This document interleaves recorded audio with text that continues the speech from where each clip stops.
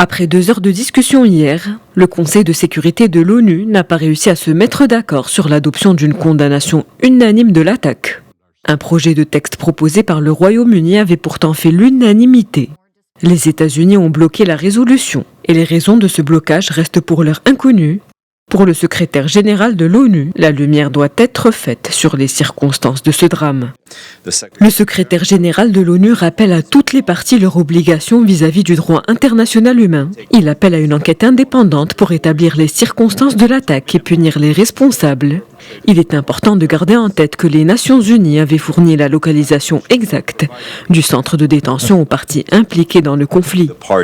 La communauté internationale est en colère. L'ONU, l'Union européenne et l'Union africaine, tous condamnent fermement cette attaque et appellent à un cessez-le-feu immédiat en Libye et le retour au dialogue politique.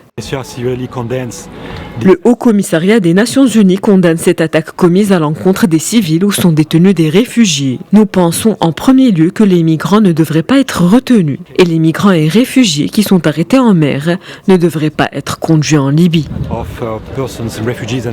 Ce drame rappelle le coût humanitaire du conflit libyen. Les centres de détention du pays comptent près de 5700 réfugiés et migrants depuis le début de l'année. Plus de 3000 réfugiés ont été interceptés en mer et reconduits en Libye, malgré l'instabilité du pays.